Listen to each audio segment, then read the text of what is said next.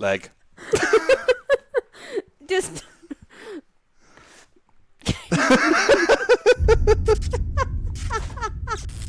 Newsflash, Beth don't like spiders. Beth hates spiders. Hello and welcome to the Attach Fast podcast. My name is Ben. This is Beth and she doesn't like spiders.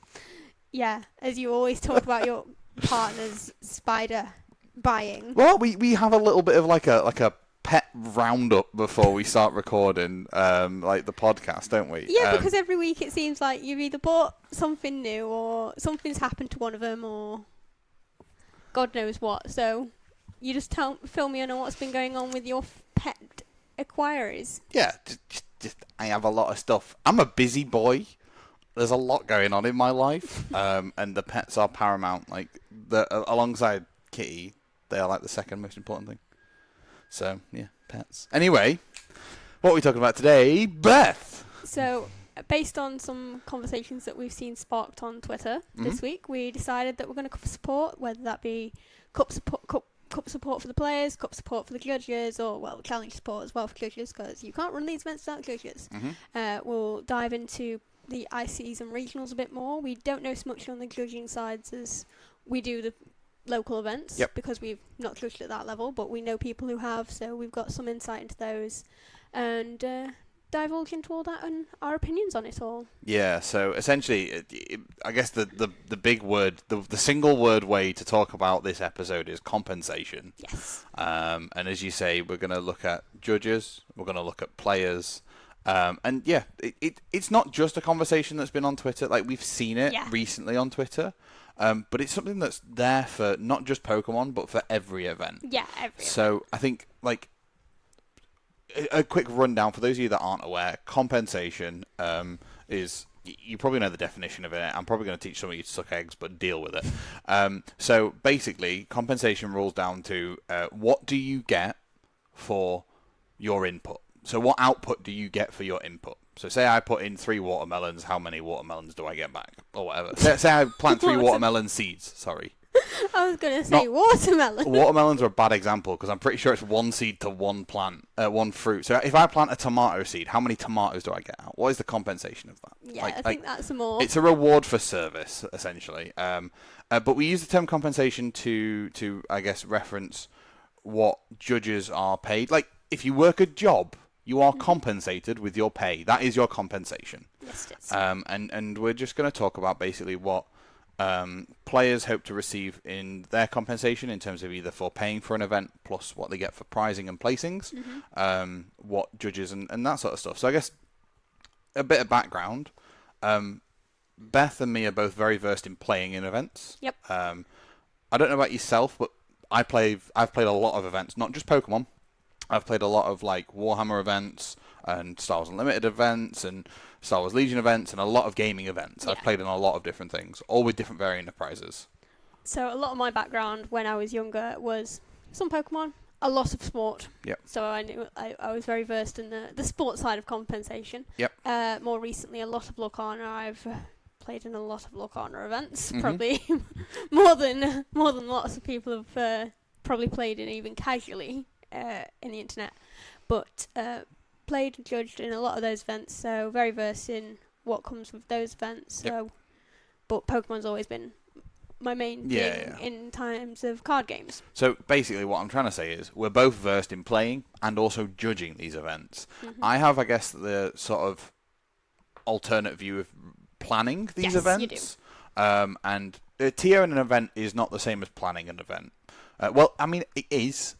To an extent. Yeah, a TO, a tournament organizer, or a TO for short, is the person that should arrange the event, make sure everything runs smoothly on the day, and basically has nothing to do with the tournament whilst it's actually running.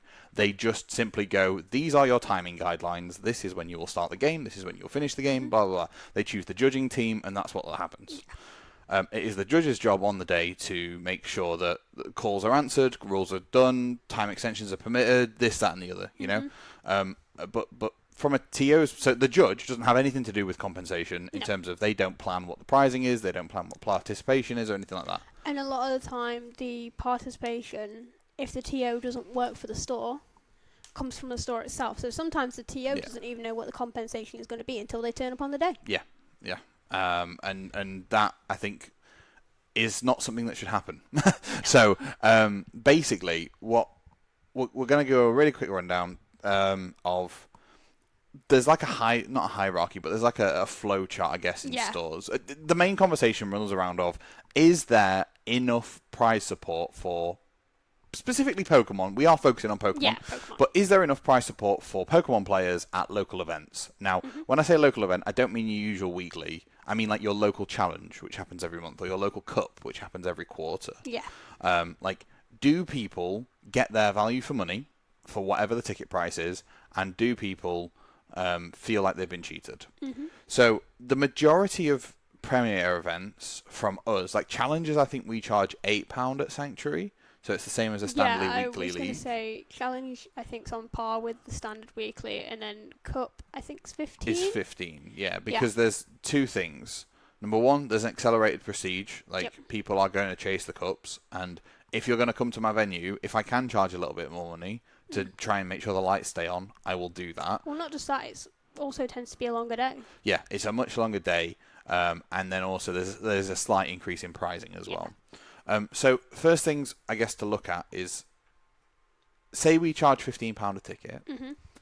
We don't know how many players we're going to get. No, not until the actual day turns around and every player turns up, because, you might sell 30 tickets on the website, but you might have an extra 7 walk through the door that you weren't planning on being there. When we set up one of these tickets, we don't know how many players are going to be there. No. It could be 4, it could be 40.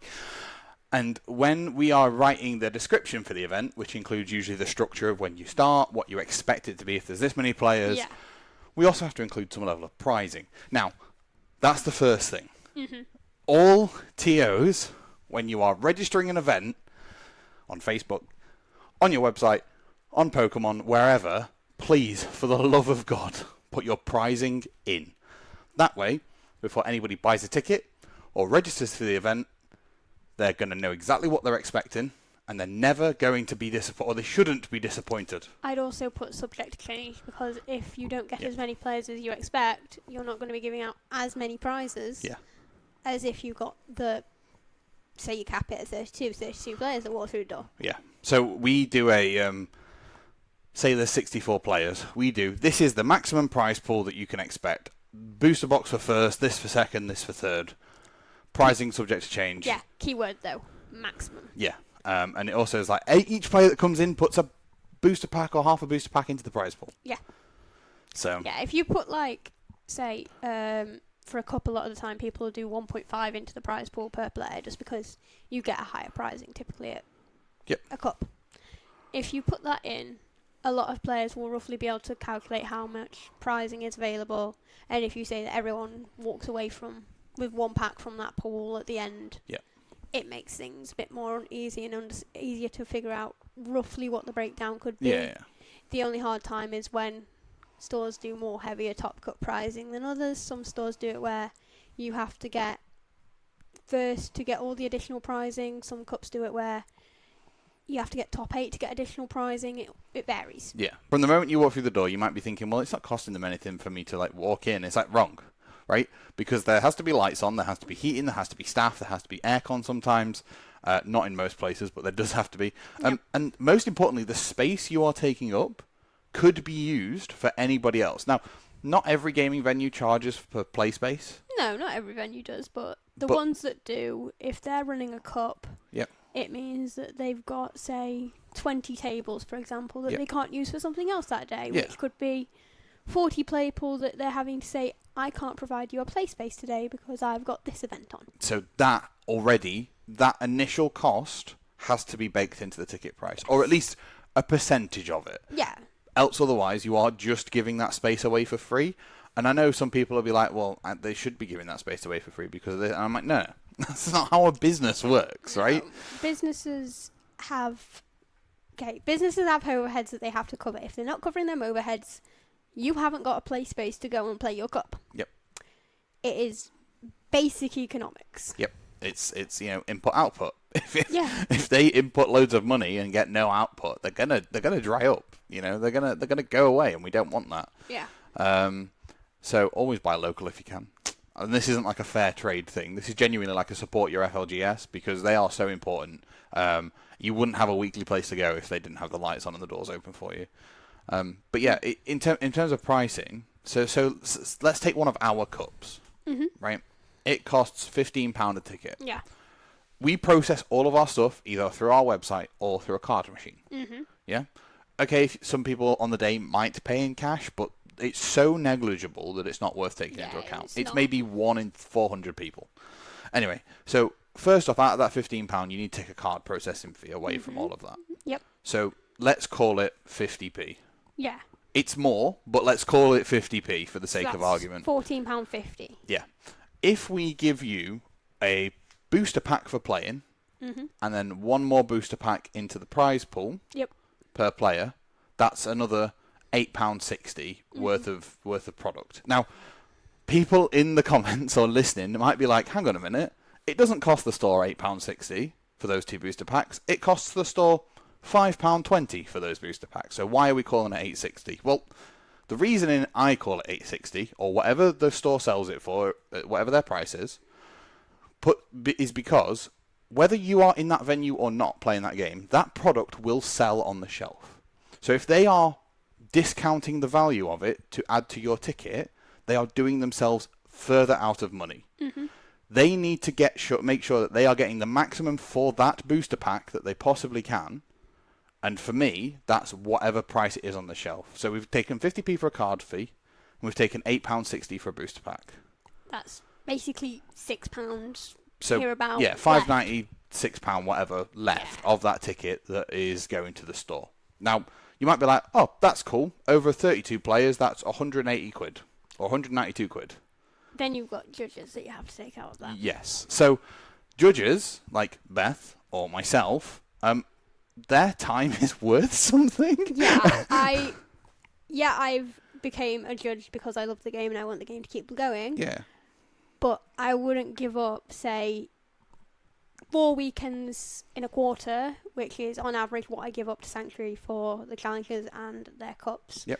With the 4 days, not 4 full weekends, but 4 days out of 3 months to Sanctuary for free is essentially what you're saying if you don't account for my support out of what you're paying to the store. Yeah. If you don't account for that, you're saying I'm not worth anything. I should be there for free. Yeah. Which is flat out wrong because you are incredible at what you do. Yeah. All of our judges that we have, or most of our judges that we have, are incredible at what they do. And I think for that, players should acknowledge the fact that the judges need compensating, and you can't expect the store to pay for that if they're not getting any output. Again, there's no compensation for the store from the judge being there. Okay, you can be like, yeah, but it lets you run the events. Well, why not just put an employee on it and just hope for the best? Like, yeah, it's like if you say that, turn around to a judge and say, you're getting no compensation for this. After a year, they're just going to pack up judging at your venue because they're there like, well, I'm here from, okay, for example, one of our cups. I turned up at 9:30. Mm-hmm. I left, I think, 7:30. Yeah. Because we'd had 6 rounds, then 3 rounds of Top Cut. We had a lunch break in that. We gave players a little break when we were doing doing deck checks, and a little bit longer so they could get some food because, yeah, we admit it's a long day, so some players want to get the food breaks in. Yep. And I'm not going to ever prevent a player from getting a food break in when we're doing deck checks. Yep. But if you're saying that my time that I've spent 10 hours, 11 hours sometimes in a venue is worth nothing, then you're just not going to have cups that are running. Yeah.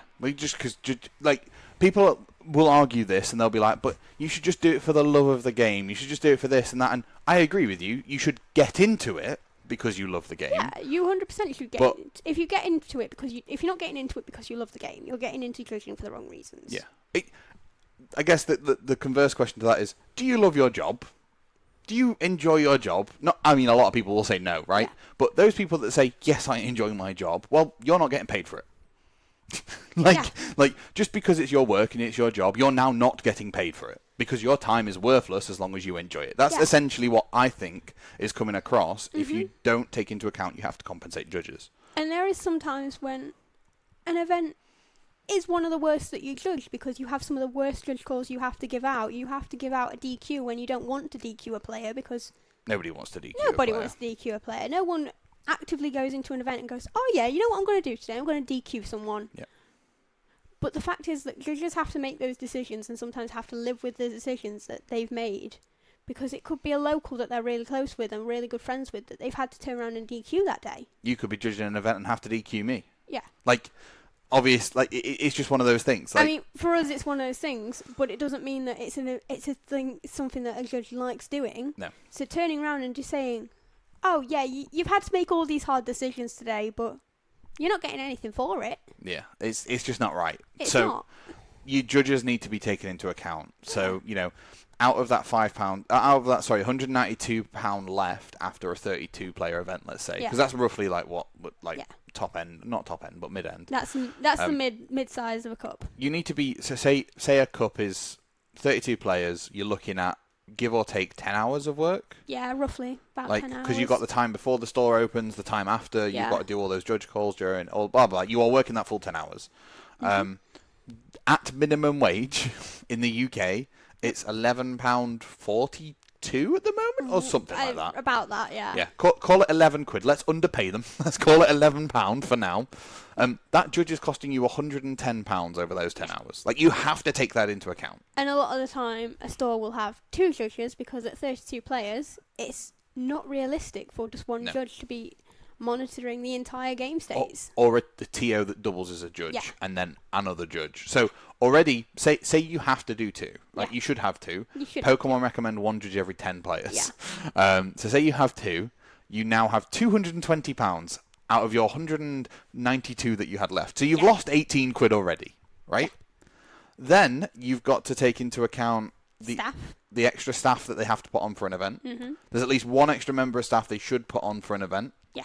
So that's another £110. So now we're minus £128. Then you've got the cost of keeping the lights on for an event.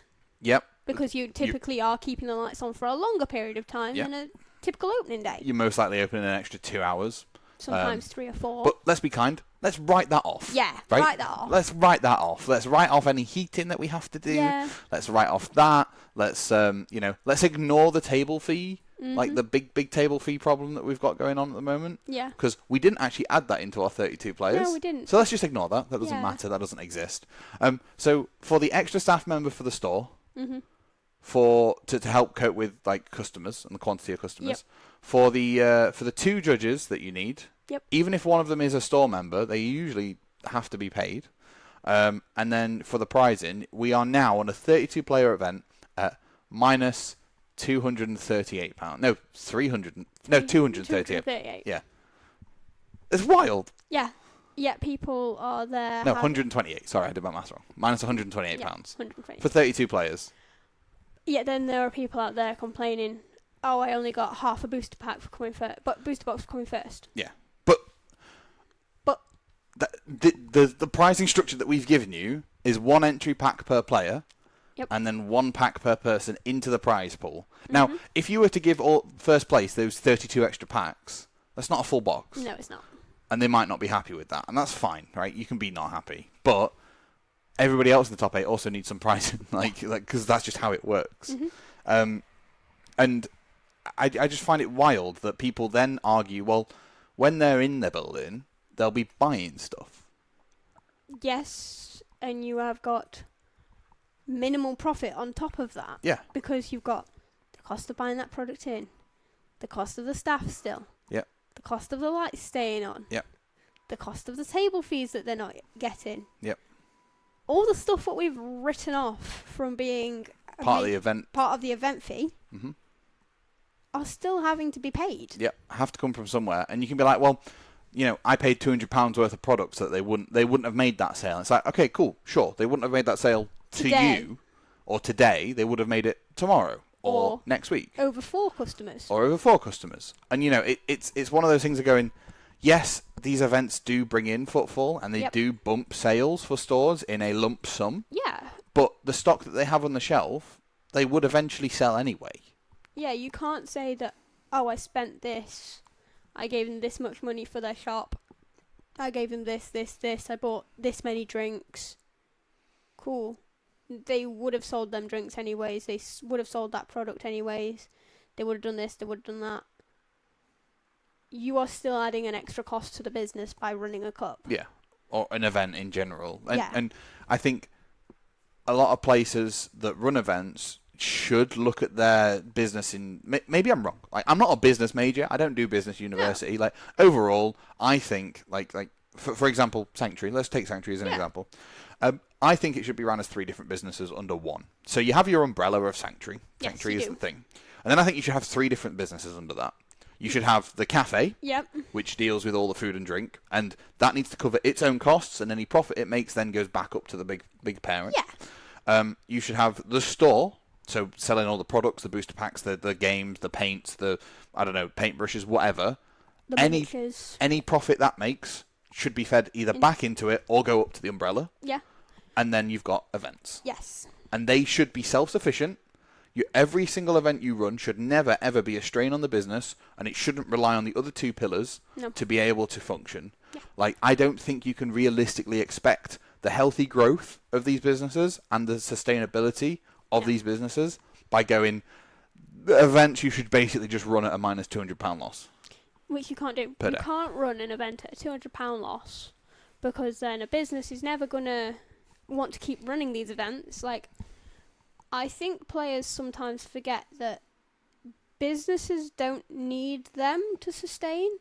Players need the businesses to be able to run their events. Yes and no. Yeah. So yes, from an overarching... From hands there. From the when you're using the umbrella effect, like, you can take events out. Yep.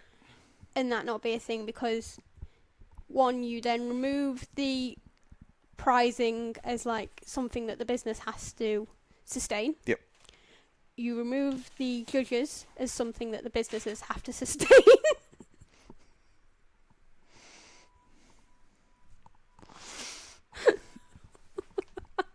Leg. Just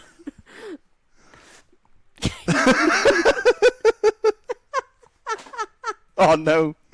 Oh, not sponsor Dragon Shield. I've just fell off the side. down goes the dragon shield. Sorry, that was a very serious conversation, and I've managed to cut myself somehow. You've managed to cut yourself. I itched a little too hard, and now and just randomly then go whack some paper out and whack it on your leg. Well, I've not got a tissue, and I didn't want to pause the podcast because you were on a like the one thing I didn't want to happen has now happened, right? What, ruin my throat, ruin my flow. Yeah, you were in a right flow. You were loving life. You were cooking. You were talking, and then all of a sudden, idiot over here goes, "Oh, I'm gonna bleed now." There you go. My sock will catch it. Anyway, so as you were saying. Okay. Won't have judges that they have to support, because judges, in my opinion, is one of the biggest costs to a business. Yeah, like, staffing is yeah. Staff's the biggest cost to any business. Oh, ever. I'm not including all the additional staff, because all those staff already have a job. The judges, at most part, well, for Sanctuary at least, are external to the staff. Yeah. We come in to run the events, to help run the events for you, because we're locals and we want to help out our local LGS. Yep. And 3, you aren't taking a play space away from other players. From the actual locals. Yeah, not the actual locals who, say, come in every Saturday and sit and play Magic for 4 or 5 hours, and sit and play Commander games for 4 or 5 hours. And they buy the 3 booster packs and the 2 donuts and a drink each or whatever. And they're the ones who provide regular money to the business, that keep the lights on every day of the week, rather than once every 3 weeks, or once every month, or once every quarter, depending on how often you come for the events. And I think part of the issue, and the reason we're talking about this, is players. I'm not saying all players, because some do, but a lot of players don't understand that the event needs to be self-sustaining. From my perspective, and this might not be correct, but I find that a lot of the players that understand that the events have to be self-sustaining have either been involved with LGSs extensively before, have someone else who's extensively involved in LGSs, or are a judge themselves and understands the strain what their LGS is going through to try and support the events. Yeah. Once you've been there, trust me, you know. And that's, I guess, why we're talking about it on this podcast, right? Yeah, we've got the experience, we've got the knowledge, we've been there and talked about it. And this episode is all about trying to bring awareness to the fact of these events cost a hell of a lot of money. Like, even if it is just a 32-player cup. Yeah. And you've got to think about this. 32 players is a reasonable return. If you have more than 17 players, you are running the same length tournament as you are for 32, and that is 15 less players to pay for a ticket. Well, it's not just not even just 17, but like even up to like 42, you're running the same length event. No, my point is more. Oh yeah. The store is taking less. Yeah, but I'm saying that there's also, if you had more players in the building, contributing more money, so that the event's losing less. Yeah. You've got the same costs. And you also have to get more judges. Yeah. And it just starts like. Don't get me wrong. The bigger an event, usually, if it's planned right, the more profitable the event is. Yeah. But when you get down to it, a lot of these events aren't hitting 64 players. The majority of stores out there are hitting 32 at best. At this time of year, it's more 32 because people are wanting to. Well, they want to chase. They're wanting to get their BFL limits in before they have to focus on the regionals. But also maybe Pokemon's changes to trying to be in the top 128 is useful for stores. Maybe it's encouraging people to travel vindictively to go and listen to two episodes back now. 2 episodes back. Yeah, go listen to 2 episodes back, or the one that's all about Worlds 2024, and if you can qualify. 2025. Yeah, that's the cookie. We've not had Worlds 2024 yet. Worlds 24-25. That's the cookie. Yes. Go listen to that one if you've not already.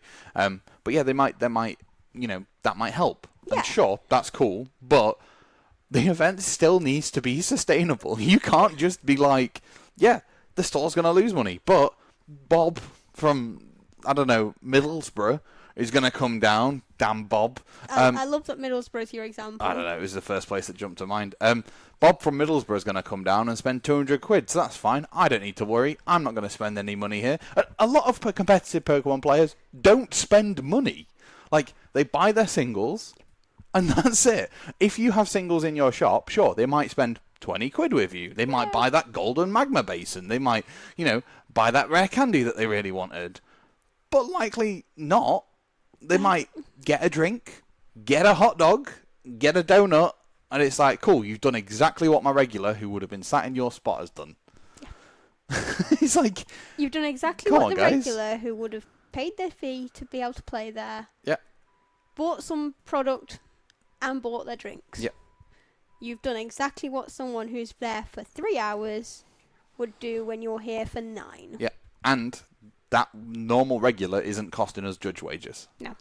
And I think that's something that we just need to be aware from a store. Like, we're talking about like a store's cost point of view, right? Yeah, like everything that a store does should be to make profit. It is a business. It's not a charity. It's a business. Yeah, if you're turning around and saying, without complaining about what compensation you're getting, without considering what a judge costs, considering that the store's got to do all these extra things to be able to host this event, and you're there saying that, oh, I only got half a booster box for coming first with my playmat. I spent this much on my ticket, and they made this much profit. Sometimes it might be a step back. They have got a judge there. Is that judge looking like they're an employee, or do they look like they're a separate entity? Because sometimes judges will travel to judge an event at a store they enjoy judging at. Yeah, absolutely. Like, if it is a store what has had them before or offered to have them judge before, they could be travelling up to an hour to be there because they enjoy that store and enjoy that local scene. Yep. It's just not their locals, so they go and judge for them. And if the store's got anything about them, they should look after their judges where they can.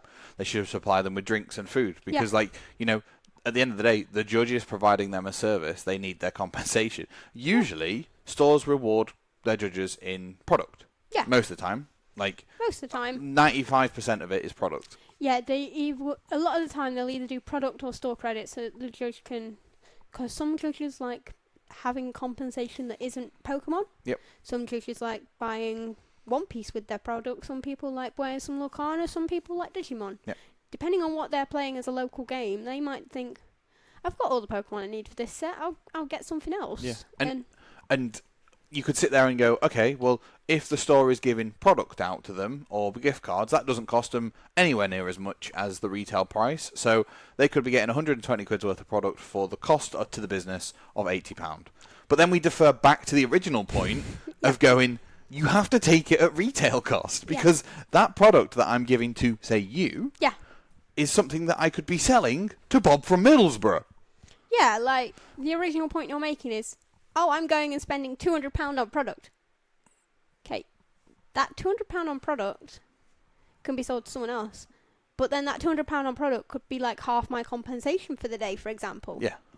And that half of my compensation can get bought by someone else if I wasn't there. Yeah. It's this whole thing of we need to stop this. Right, okay, so I'm quite passionate about this. I think everybody should get a great deal. Yeah. But I would rather my FLGS survive and live and me have to pay an extra £5 and get half a pack less in the pool than me complain about it. Yeah. But I'm quite passionate about everybody knows their worth, or everybody should know their worth. Mm-hmm. And stores should never, ever, ever, ever, ever be expected to be out of pocket for an event that they are running for a community. Yeah. Because everything's costly. Yeah, because at that point, that's where stores start outsourcing their events because they're like, it's too costly for us to run this. Can so-and-so business down the street start running it for us because they can do it and it is not as good of a great cost as us because we take this much as a table fee for each player they have and they get the rest in profits to use as they like. They deal with the rest. They deal with the price support. They deal with this. They deal with that. And from an LGS, that's probably the better way for them to do it. There's less initial cost involved. Well, it's how a lot of tabletop games are going. A lot of tabletop games are going in that sort of respect in a lot of places. They get independent TOs in to do it, and then they charge the table fee that they would do for any other event for their, say we had a monthly a monthly Warhammer event. Yeah. There's no point in us running it because we then have to hire another judge. It just doesn't make any sense. And so baseline, the past half an hour has been talking about stores need profit to live, to survive, and to grow. Right? If you can't accept that, I'm sorry, but you need waking up. If you're not happy with the compensation you're getting, then I really think you either need to look at yourself and what you're getting out from the game, or just not travel as much as you're wanting to if you're thinking that way. Let's talk about it from a player point of view now. Yeah. Because we've talked about it from like a TO and store owner point of view, but we've still got players and we've still technically got judges to look through. So let's look at it from a player's point of view. You rock up to an event. Yep. Obviously, our views are a bit, not jaded, but a bit rose-tinted glasses because we're obviously fighting the store's corner more than anything else. But you rock up to an event, you top a 32-player cup. Yep. Or you top let's say 64. You top a 64-player cup, right? They've advertised that you get one booster pack for entering, but they've not said anything about prize pool. Mm-hmm. What do you expect? I'd probably expect one booster pack going into the prize pool per person, and I'd be looking at what each person that's leaving before me's getting, and I'd be like, okay, they've left with 8 packs, and they came top 8. Okay, top 4's left with 12 packs each. I'd be thinking, okay, I'm at least getting half a booster box here. Yeah. That's what I'd be expecting. Yeah. Just based off what other people are walking away with. Okay, cool. So if I'm not getting half a booster box, then I'd be thinking, hang on, how have they worked this pricing out here? Yeah. And at which point you would probably ask the question of what's going on. Yeah. But for me, if the store hasn't declared a pricing structure before the event even starts, I will ask. Yeah. I will ask. If I go up to Bob's store, if I drive up to Middlesbrough to Bob's store, I'll be like, yo mate, your website said we each get a booster pack. What's the pricing? And if there's it's a 1 pack per player into the prize pool top weighted, it's like cool. So if we sell out at 64, roughly how many do you think? They should already have that maths done. If they're worth their salt, they should have that maths done and ready. They should be able to be like, cool, here it is. And if not, TOs and judges, do me a favour, really easy to do. Go on to Google Sheets and just write a small calculator for it. Literally, you can work out very, very, very simply. You go, okay, this is how many players I've got. You just change that number and it will automatically work out. You can set it up so it automatically works out what the pricing is, or roughly, and then you can adjust mildly. That's what I would do. Do it because it makes your life so simple, so simple.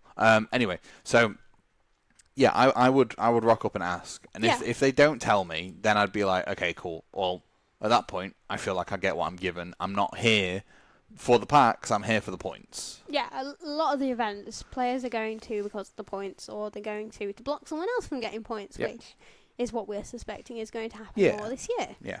It's going to be one of those things where you've got to see, I'm getting this, and this back as a given if I win. Mm-hmm. I'm getting probably a play pack and a booster pack for entry. Yep. Polaris mat, a play mat that says champion on it for winning. And 50 championship points. Yeah. They are givens most of the time. Yeah. Anything extra is a bonus. Like, yes, you are paying, say, £15 for entry. Yeah. But you will be walking away with some compensation for winning. You're not going to be turning around and only getting your play mat, your one booster pack, and your one prize pack, for example. Yeah. You'll be getting other things. Most likely. And that could be in the form of booster packs, or it could be in the form of play packs. Yeah. Like, just as a side note, play packs on the second-hand market, roughly a £5 each. Yeah. Like, that's on Facebook Marketplace when I'm looking for my SARs. Most of the time when I'm scrolling down, like, Series 1 is a tenner each. Yeah. Series 2 is like £8. 3 and 4 at the moment are £5 each. Yeah. And it's like, okay, cool. So you can take that as part of, like, working out what you've been comped. Mm-hmm. Like, if it's a pack per player each, and a pack in the pool, and then a prize pack, it's like, okay, cool. Well, I'm already at, like, what, £13.60? Yeah. Admittedly, yes, Play stores do get them for free. They do. They absolutely do. But they are not allowed to sell that product. Nope. It is there for the players to be given. The only way for them to get rid of it is to either give it to you, or wait 3 years and sell it, by which time not many people are going to want that pack. No. If they wait 6 years, they might, because it might have rotated back in with all the items and supporters. But, yeah, and the point, I guess, to that is, you know, as a player, we should look at other websites, exhaust all the opportunities to know our expectations, and then temper them. And be like, cool, well, I guess on the flip side of this, because we run events, we're like, well, why aren't we getting this? Because logically, this is how this works. They might have completely different overheads to what we've got. Yeah, every store has very different overheads. Every store has a different rent. Every store has a different electric bill. Yep. Every store has a different amount of players that they get regularly. They have a different amount of cash flow. They have this. They have the other. They might be paying, you know, through the odds on card processing fees on their websites because they're idiots. Yeah. I don't know. There's loads of different things, and that number that you cost somebody changes. Yeah. And as a player, I'm very conscious of that fact. So when I walk in, if I'm paying for a ticket, I usually expect a booster pack just for playing. And I don't think that's bad to expect. No. Anything more than that, maybe a prize pack. Yeah, I'd say I normally would, a cup, I'd expect probably a prize pack and a booster pack. But that depends on how many players they get for their locals. Because the prize packs are actually for locals. They're supposed to be to encourage local players to keep coming and playing. The prize packs that they have left over and stuff are there to be able to reward extra as they see fit. Which for the larger stores where they have been running for a few years now do have an abundance of them where they are able to award the cups. At which point, crack on. We're doing okay on prize packs. We get to the point where we're like 20 left when we get our restock in or something like that. And that's okay. That's fine. That's because the way we manage it is the way we manage it. But yeah, I think players, I don't know. I feel like as a player, I temper my expectations. I always temper my expectations when I'm going somewhere where I'm not aware of the prize support. Yeah. If it's listed, then I'm happy because I'll look at what's listed and I'll be like, okay, cool. So if I do this well, I'll roughly be walking away with this many. And if you're not happy with that, you just don't go. No. And you can argue, but I need 2 for my points. Well, then you're not going for the prize support. You're going for the points. Exactly. That's what it is. It's like the reason for cups and challenges is the points, and the additional prizing of the playmat. Yep. which is a very nice playmat this year. It's Dragapult with Champion Ring on it. It is a very nice one. That's in the EU though. Yeah. The Lapras one's going around in America. Yes. I prefer the Dragapult. I like the Dragapult, but I can't wait for us to get Lapras. The Lapras is I don't know if we will. I'd be sad if we don't. We should do. We should do. I'd be shocked if we don't. I was thinking about this side, like tangent time. When you look at the playmat, I'm pretty sure for quite a while they've been doing champion playmats. Yeah.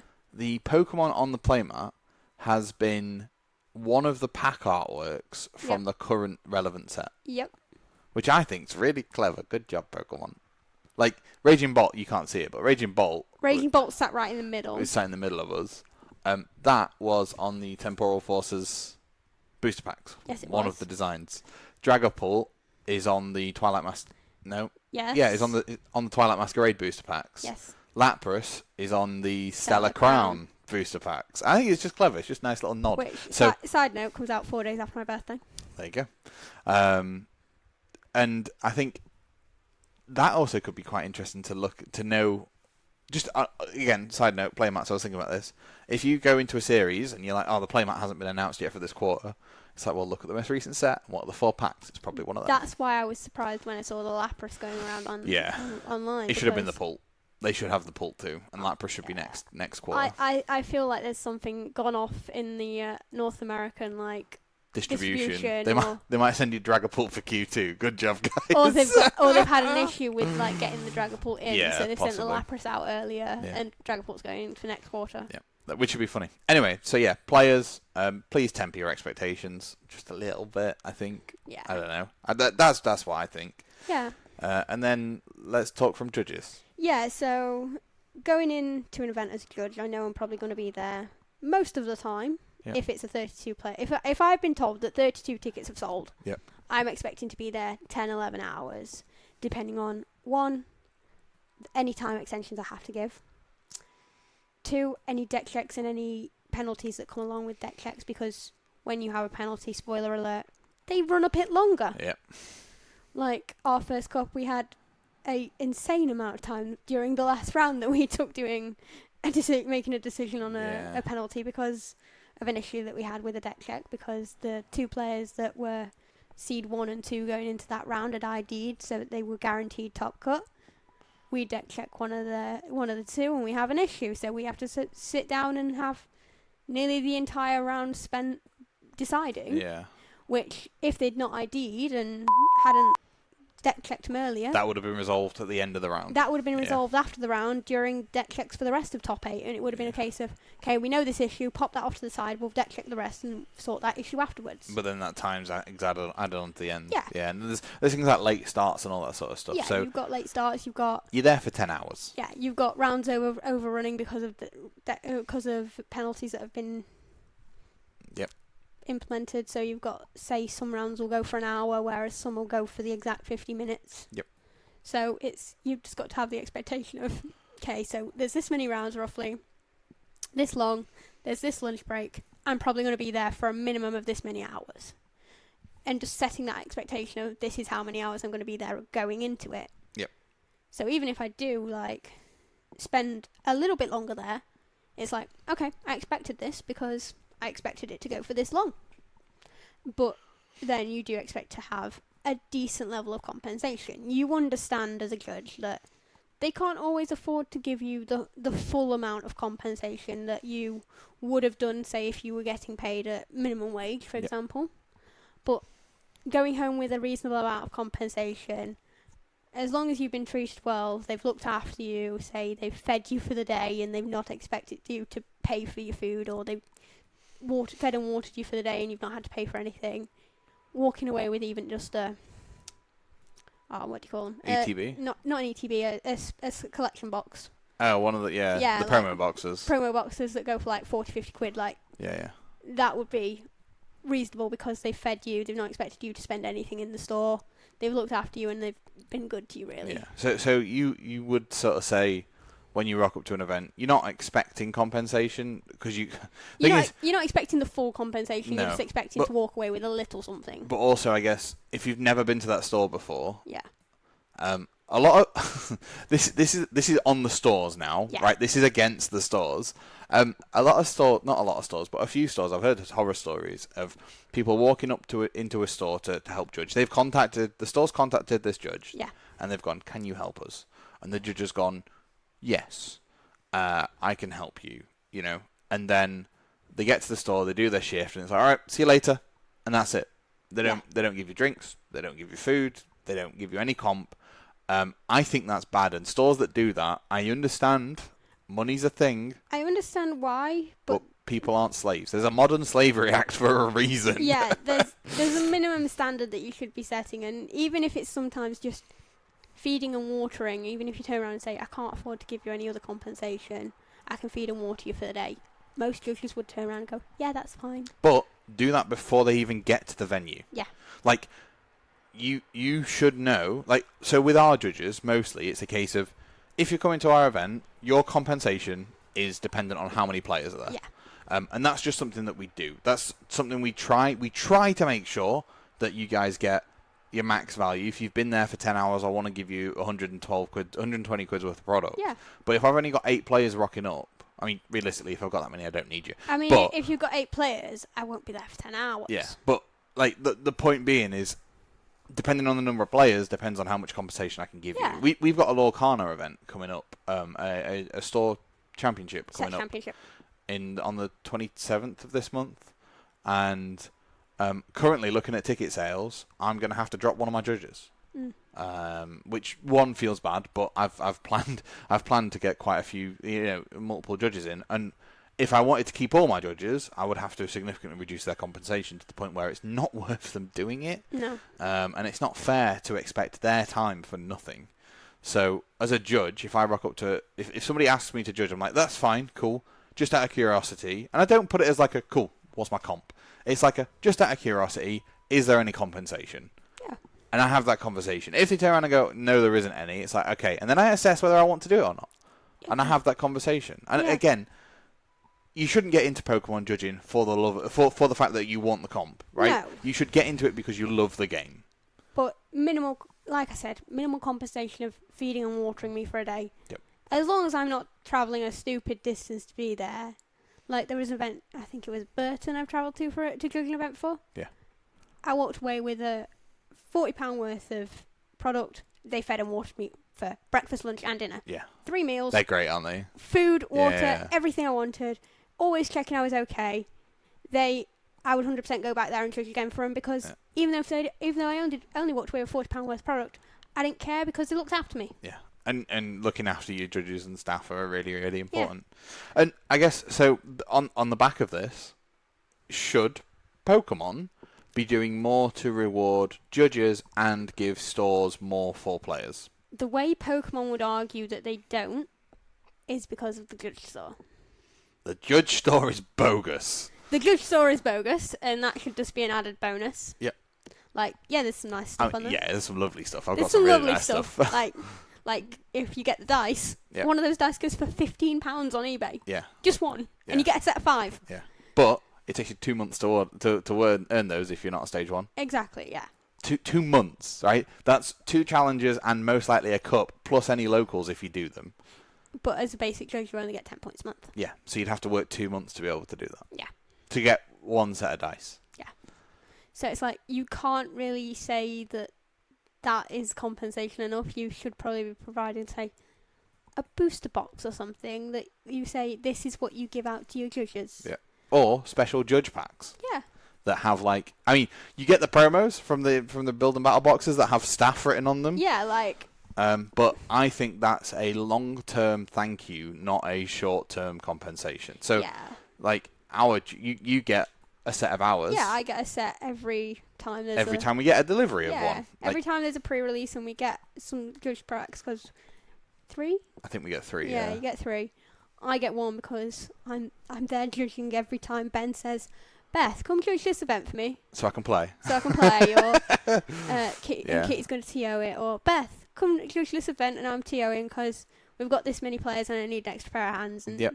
And that for me, that shouldn't ever be used as compensation for a cup. That, for me, should be used as compensation for a thank you for being a loyal judge to the store and continuing to come back. Here is a little way of saying thank you. Yeah, just a thank you for being a member of my judging team for loyally. So, I like the Pokemon store. Yeah. I do. But I do feel like Pokemon should do something, even if there is a couple of playmats, or they can say they judge an event. Yeah. And then there's a way for us to verify as a TO that you've judged the event. Yeah. You could get a playmat with the word staff or whatever written on it. For the... I don't know, something. I know I can't remember what they were called, but you know the Shaman playmat that I bought? Team Challenge. They did a staff version of those. Yeah. So it's why can't they do for, say, the Raging Bolt, a staff version saying I judged Or judge. Doesn't have to be staff, it could say judge. Judge. Yeah. Saying I staffed a cup during that quarter. But then I guess you've got the argument of, well, if that is received by the store, does the store actually give it to the judge? And if they have multiple judges and they only send one, who gets it? The thing is, though, what Pokemon easily do, they've got my contact details, they've got my information for everything to be able to contact me. If they turn around and say, okay, you judge this event, give us your address so we can send you your judge mat. Yeah. Just anything, right? Yeah, just something just to take away from the stores a little bit, because yes, it shouldn't all be on Pokemon, and the store should provide a little bit of compensation. Yeah. Because obviously, if they're going to do judge playmats, you're not going to receive that on the day because every store has a different number of judges. Yep. So having that would be a nice little bonus to say, here you go, here's our thank you from Pokemon to take a little bit away from your LGS for giving you compensation. Yep. And I think, I guess the next question is, should Pokemon be providing a minimum compensation rule for stores? Should they have a spreadsheet that says, if you have this many players, this is the minimum comp. This many players, this is the minimum comp. No. Why? I don't think so. Every store has different overheads. They can't say that for, as we've been using an example, 10-hour cup. A 10-hour cup, one store could be spending X amount of electricity and staff and all the other expenses that come with running a store. Yep.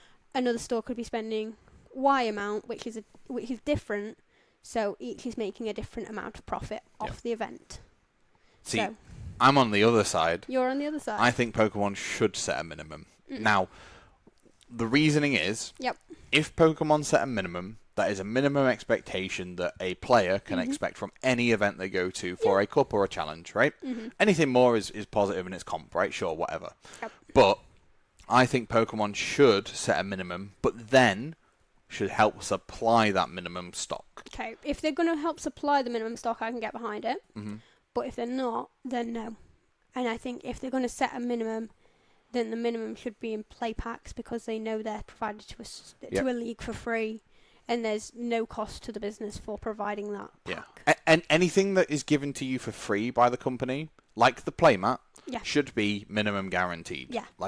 Or they should increase play packs and go, cool, every player at your event will get a single play pack for entering, and then X amount into the pool. If you're 8th and 7th, you get an extra one. If you're 8th, 7th, 6th, or 5th, you get an extra one. Yep. If you're 3rd and 4th, you get an extra 2. If you're 2nd, you get an extra 3. If you're 1st, you get an extra 4. Or whatever. Something like that. I'm not saying that many. Maybe more than that. Yeah, probably more than that. But if they are providing a minimum, I think it should be 4 play packs, not 4 booster packs, because every store's got a different cash flow. And they can send those out with the playmats. You can go, right, cool. Top 8 gets a minimum of these packs, and then we send an extra 64 to be able to give everybody one. It literally just becomes instead of being the playmats that they send, it becomes a cup kit, for example, for this is what you give out to every player. If you have this many people competing, this is how many go into your prize pool, this is how you distribute it, and it just makes it a bit more clarified to players. But that should only be prize packs if they're going to do it that way, in my opinion. And for booster packs, down to the store. I agree. But I also think that maybe should change the prize packs a little bit to be a bit more varied. I think if they're going to do prize packs for cups, I think they should do special ones. I don't. You don't? No. Because, right, if you have... If your kit is 64 players. Yep. And you send that out to a store, and then a store gets 12 players. Mm-hmm. What do they do? Like, what the store is then encouraged to sell or whatever, those extra packs, give them out maybe, those extra packs to people that didn't attend that event. Yeah. So the reason I would say just use normal play packs is because then any excess stuff can just be added to the pool of current play packs. And then there's no like, this store's selling them online for 20 quid a pop. Yeah. I'm trying to avoid that, second-hand market selling of that stuff. Yeah, but then because Pokemon have got the knowledge of how many, because you have to report the cup so that players can get the CP, it's knowledge to the Pokemon company of how many you've got. Maybe they should have it where they give you a free return label or something and say, any you don't use, return to this address. Yeah, maybe.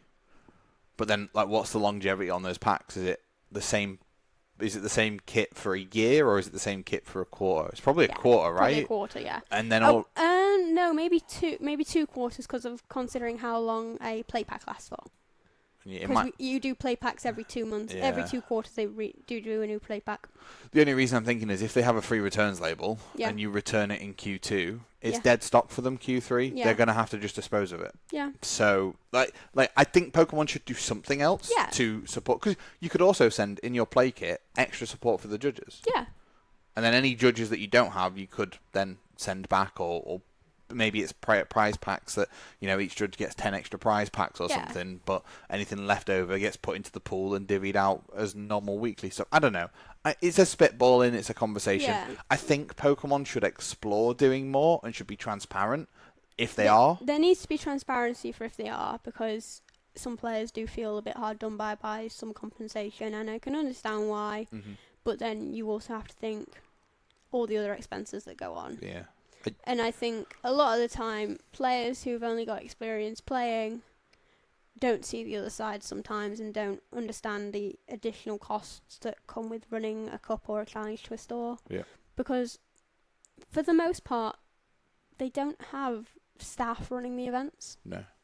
It is people who come in and do it because volunteer. They want to. I mean, a lot of stores do have staff that run events, but I think it's more often than not that a store won't.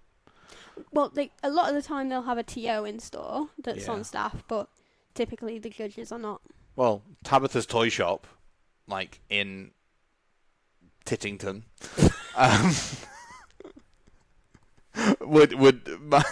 she doesn't know a Scooby about a cup, but the Pokemon Company told her she should run one because it would increase footfall.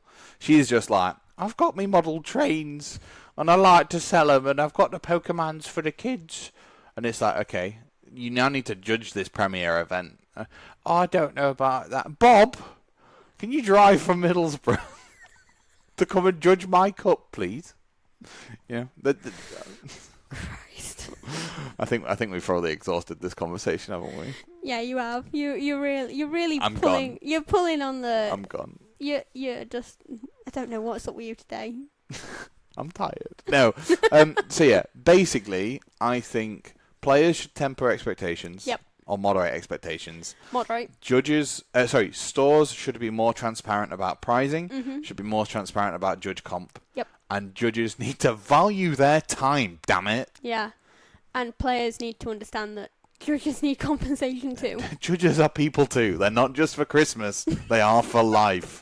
And on that note, we've been Beth and Ben and Attach Pass. Thanks for listening, everybody. Have a wonderful time. And don't forget to like, subscribe, and share to be able to get to play match. Yeah, I was gonna say I nearly did it. Right, we'll go back to the ending bit in a second. You can win an Attach Pass playmat. That's right, people. Don't forget to comment on this video and like it, and also the tweet that is on the Attach Pass Twitter at JustAttachPass. Not on Twitter, on X.